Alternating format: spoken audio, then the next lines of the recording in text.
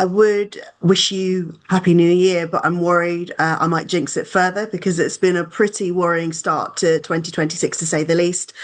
Might is right, has been this unspoken mantra of the US imperialism. If we look at Davos this week, it was on everyone's lips. The United States attack on Venezuela and the kidnap of its president was a flagrant violation of international law. And this needs to be understood not as an isolated incident, but as an emerging pattern of behaviour, undermining multilateralism and diplomacy. The confirmed membership of Trump's new peace board is like a meeting of the Death Star staff, a roll call of war criminals, tyrants, and human rights abusers. And it's a blatant attempt to undermine international norms, multilateral diplomacy, and the UN. We are living through a pretty seismic shift in geopolitics. In the moment, it's very hard to see exactly where it all leads. Are we looking at the collapse of American empire or a reassertion of it? What's clear, however, is that we are entering an era of a more overt imperialism around the world, and it's important to acknowledge the difficulty of this current moment for us as anti-nuclear activists. Any strategy looking forward must reckon with the reality that global instability and the reassertion of hard power are not easy situations for those of us advocating for disarmament. But it's important to recognise that we have been proven right in important ways too. Some of us have long pointed out that vying to be America's lieutenant in Europe is not the pathway to security, let alone prosperity.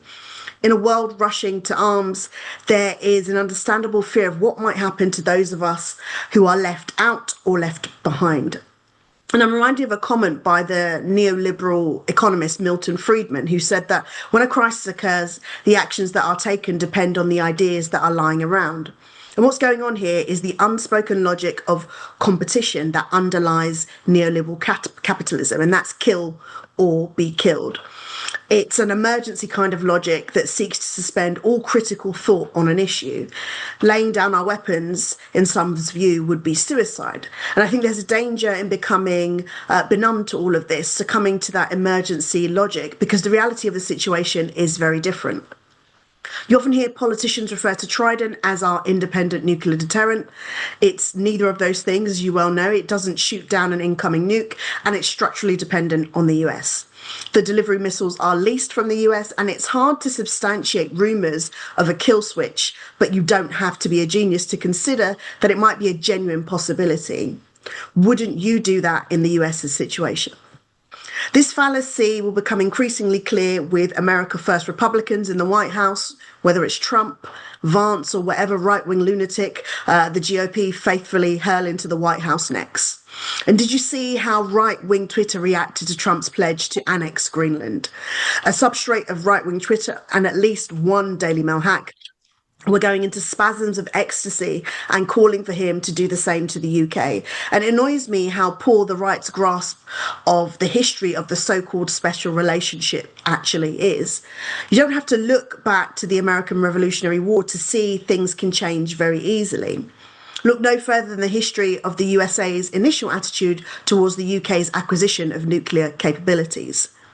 There will be a time when our interests diverge, and recent events show that we really do need to rethink our relationship with the USA.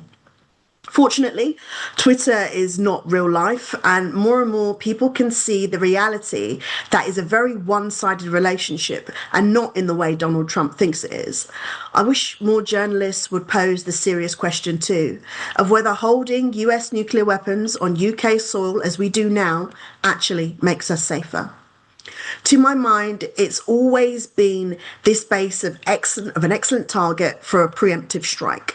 I think about the paradox that the same government that laid the foundations of Britain as a modern welfare state, council homes, the NHS, social security, comprehensive education, also found its way to lay the foundations of Britain as a nuclear armed state. That transformative 1945 Labour government gave our country both the National Health Service and the atom bomb. And it was one politician who said, we've got to have the bloody Union Jack on top of it. Some things never change.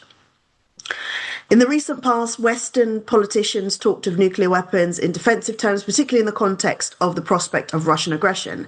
And I don't think we should be flippant about the threat posed by Russia, even if I'm personally more worried about the military, economic, and political leverage wielded by the USA. But as I've just said, having our own nuclear weapons will not stop a Russian bomb falling on our heads. For me, the pathway to British security in a more multipolar world is through disarmament, diplomacy, and demilitarisation abroad. And shoring up society at home through things like stable public services, energy independence, and industrial strategy. Of course, rearmament is not just a strategic dead end, but a moral one, a criminal misallocation of resources that will always damage global health, ecology, and humanity. Today's politicians have been less honest about the leverage that they offer. And although Trump and Putin are in the driving seat, that at the moment is changing. Maybe that's one of the things currently coming to the fore as the great powers flex their muscles. Even in Britain, nuclear weapons were part and parcel of the post-war consensus, a price we paid to secure our status in the world, even as empire was falling. The winds of change were blowing and national independence movements were winning the day. Among other things, it meant a permanent place on the UN Security Council.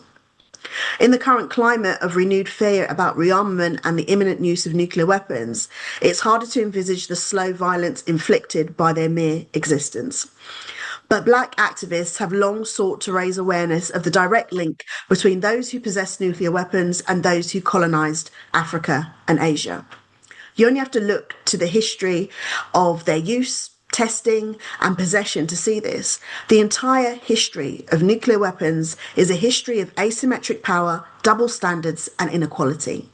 Nuclear powers became nuclear powers because of their preeminent imperialist credentials. They tested their weapons in dependent territories and colonies inhabited by disenfranchised communities and indigenous peoples.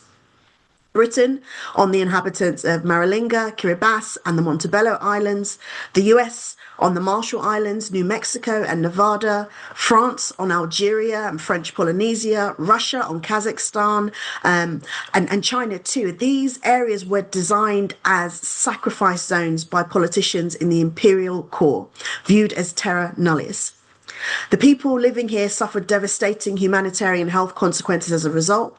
Children in these communities suffered congenital abnormalities as a result, and the materials used in the bombs were frequently extracted by indigenous communities from colonized countries who lived with the consequences of exposure from uranium mining. From their very inception, nuclear weapons have been a crucial pillar of imperialism and racism, whose mere existence perpetuates harm against global majority communities. One thing I can confidently predict about the immediate future is that they will continue to be wielded in this exact way. At its core, the struggle to dismantle nuclear weapons is an internationalist, anti-racist struggle. And we must be centre and pay tribute to the efforts of these same affected communities at the forefront of anti-nuclear struggles. It was Martin Luther King Jr. that said, "What will be the ultimate value of having established social justice in a context where all people, Negro and white, are merely free to face destruction by atomic war?" We can't build meaningful and lasting security for the many on the promise of mass destruction wielded by the few. And we have to be clear about the unconscionable harm that nuclear weapons would inflict and the unconscionable harm inflicted before a single ICBM is fired in conflict. This argument is even harder to make in the current climate where everything seems to point towards rearmament. But as Nelson Mandela said, it always seems impossible until it's done. So now, more than ever, we must question and be ready to speak out about the dangers of nuclear weapons. And we need to keep coming together to make the case for disarmament, diplomacy, and multilateralism. In the face of an escalating sense of nuclear tensions, we have to keep applying pressure, building bridges, and keep fighting for a world that is free from the danger of nuclear weapons.